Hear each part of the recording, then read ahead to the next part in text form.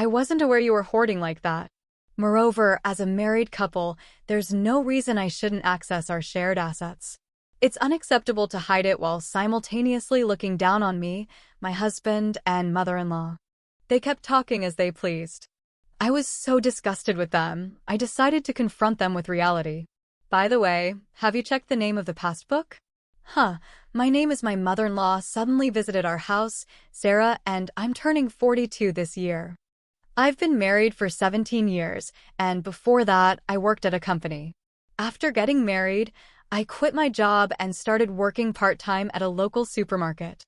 I met my husband, Harry, at work, and at the time, I thought he was an ordinary and kind man. That changed about 6 months after we got married. One day, while preparing dinner, my mother-in-law suddenly visited our house without any notice. My husband hadn't come home from work yet, and I thought there might be some urgent matters, so I let her in. As soon as she saw the living room, she let out a big sigh. "Sarah, you've been idly watching TV until this hour. My son Harry is still working hard, sweating at his job. Don't you feel sorry?" Yes, I did have the TV on, but until a moment ago, I had been preparing dinner in the kitchen. You might say I'm lazing around, but I finished my housework by morning, and I've just returned from shopping after my part-time job. Feeling irritated inside, but thinking I've done my part, I replied, "I'm sorry," to my mother-in-law. She ostentatiously snorted, went into the kitchen, and started to find fault with dinner too. "Oh dear, is this all we have for dinner today? Poor Harry, working so hard. I've planned for curry and salad today. The salad is in the fridge. How could you let Harry eat such a half-baked meal? I wonder what you've learned at home." Insulted not just about me, but also about my parents, I finally lost it and asked a bit harshly, "Didn't you need something?" Then my mother-in-law opened her eyes wide. "Oh my, don't get so mad just because I looked at the dinner." She pouted her lips conspicuously and sat heavily on the sofa to watch TV. "What do you need?" It's not, "What do you need?" Don't you think you should offer something to your mother-in-law who has kindly visited? Excuse me, you're such an inconsiderate person, not even serving tea.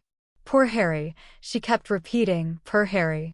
So I served her tea, but she complained about everything, including the taste of the tea, saying it was cheap. Back then, I was young and was avoiding arguing with my husband's mother, wondering if I should be considerate to her. However, taking advantage of the fact that neither my husband nor I said anything, my mother-in-law began to frequently visit our home, constantly complaining that I wasn't cleaning properly, that I was always lazy, and that I lacked discipline. After being constantly criticized at every turn, I was truly at my wit's end and decided to consult my husband about his mother. "Hey, could you ask your mom to reduce the number of times she comes to our house? Why is it that much of a bother when mom comes over? You've seen it, haven't you? No matter how much I work on the house or cooking, your mom keeps complaining about me."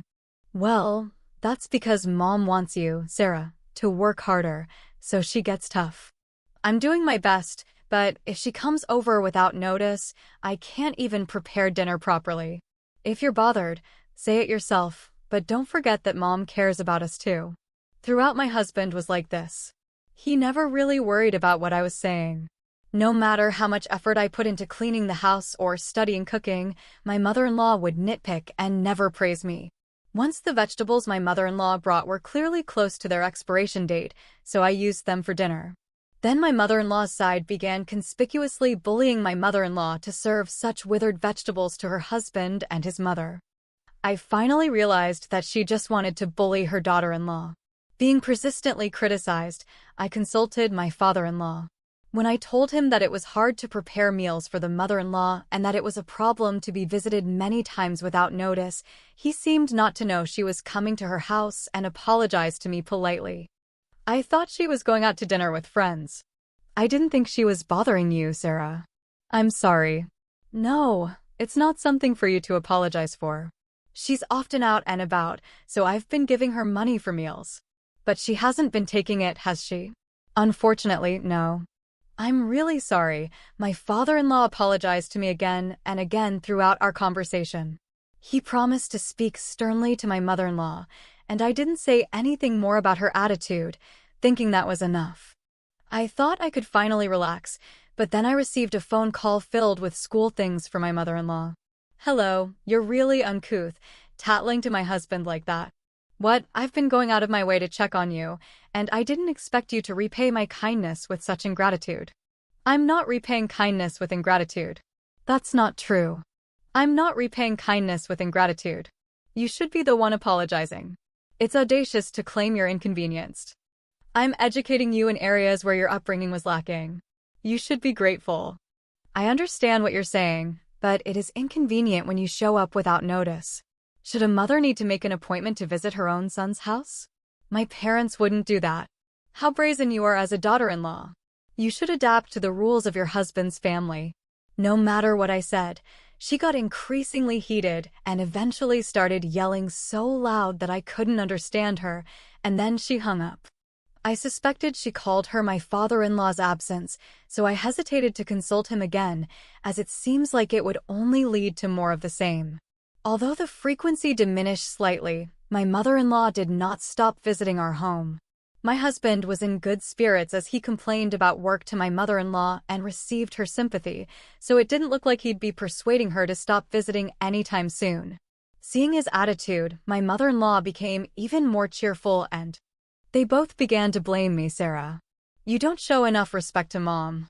That's right, Harry. Tell her more.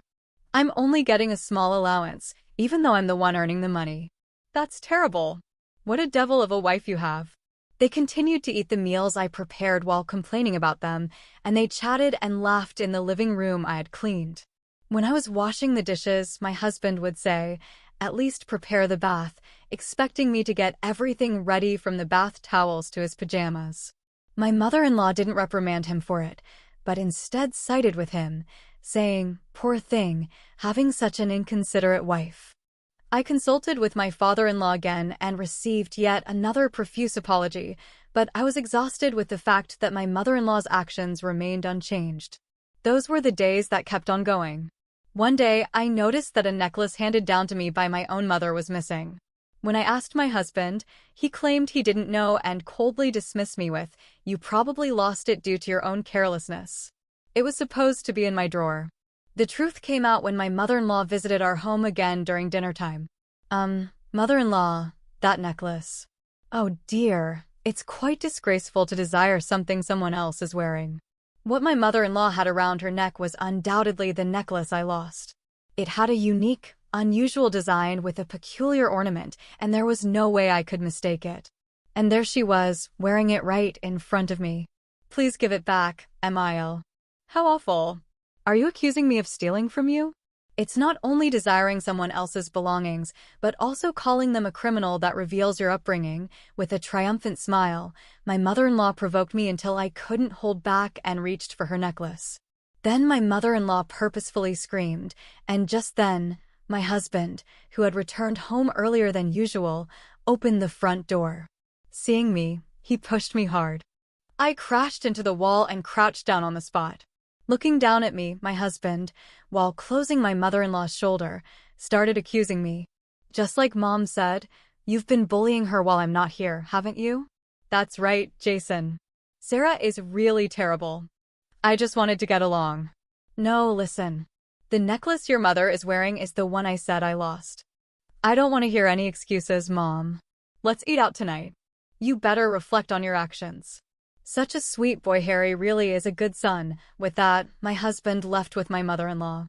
At that moment, the shock of not being able to get my necklace back, along with the anger towards my husband for siding with my mother-in-law without even listening to me, made my pent-up frustrations explode, and I decided to take revenge. That same day, I had yet another talk with my father-in-law. While apologizing to me, my father-in-law listened attentively to my story, and I found out that he was also fed up with my mother-in-law's outrageous behavior. During this, I decided to set up a plan. And then, again, when my mother-in-law came to our house without learning her lesson, as usual, she was flaunting the necklace, enjoying my reaction. I deliberately told her, "I forgot to buy something. Could you look after the house for a bit?" Normally, she would have retorted with something like, "How dare you ask me to do something?" But this time she smiled sweetly and said, "Of course. Why don't you take your time? You're always busy with housework. Thank you. With that, I left my mother-in-law at home and went out alone to the supermarket. In the parking lot, I held my pounding heart as if testing the malice of those close to me. If I could get definitive evidence, I could take my revenge. But part of me also hoped that my mother-in-law and husband would reflect on their actions and change. Then, exactly 30 minutes later, I returned home. What I saw when I returned with shopping bags was my mother-in-law in the living room, messily eating dinner with my husband. Oh, dinner. You were late, so we started without you. Today's dinner was more plain than usual. Don't you feel sorry for Mom? But I asked mother-in-law to watch the house because I forgot to buy something. No more excuses. Be careful next time. Seeing my husband act even more arrogant because of my mother-in-law's presence, I couldn't help but sigh. Looking at the pot with only bits of vegetables left, I felt more disgusted than angry at my husband, who didn't even think to leave some food for me. After cleaning up dinner, I checked what happened to the trap. As expected, it seemed like the trap had been set off. Seeing it, my husband smirked, mocking me, looked uglier than ever. His triumphant smile was just like my mother-in-law showing off the necklace. And I couldn't help but laugh. And the day of revenge came sooner than I thought. On my husband's day off, he and my mother-in-law called me to the living room. Seeing the two of them in high spirits, I sat across from them, pretending to know nothing. Hey, why didn't you tell us? What are you talking about? About the bank book. If you had that much money, you could have told us. Now you can show filial pity to Mom too. I don't understand what you're talking about. Don't play dumb. We're talking about your bank book. Oh, I managed to say without showing any signs of panic. I must have been a bit suspicious. But the two of them happily started laying out these estimate papers for a single-family house on the table. Mom and Dad, you and me, we bought a new two-family house. But what do you mean? The contract. You're slow to catch on, aren't you? We're saying we made a contract with the money from your bank book. Buying it all at once means no interest and it's smoother, right? Hold on. Why are you moving forward with this without me? Sarah, you really do hate me, don't you? That's why you're saying you don't want to live together. There, hey, cut it out. You're being rude, Mom said. Who's being rude? It's far more disrespectful for you two to use my money without my permission. You're the ones, huh? People with bad upbringing really have bad mouths. I struggled to suppress a laugh at the two of them who were saying whatever they wanted. There was a part of me that was amazed at how terrible I had become, but my resolve to take revenge never wavered because it was these two who had made me this way. We found a perfect newly built property for sale, so we've already signed the contract. No matter what you say, it's too late now anyway. I didn't know you were saving up that much. Besides, we're married, so there's no reason for you to complain about using our shared property. That's right, it's worse to hide it. By the way, did you check the name on the bank book? Huh, the two of them froze at my words. Seeing that, I finally couldn't hold back and burst into laughter. The two of them peered at the name on the bank book and then looked at me with faces drained of blood. What the hell is this? It's exactly what you're seeing. Why is it our person's name? I never said it was my bank book, so what does that mean? You stole Dad's bank book, you thief. Who's the thief? You went out of your way to pry open a locked drawer and took it, but you were hiding it so carefully. Oh, so it's okay to steal things that your daughter-in-law treasures? I guess that's how you were raised, mother-in-law. Don't talk back to Mom. You should watch your mouth.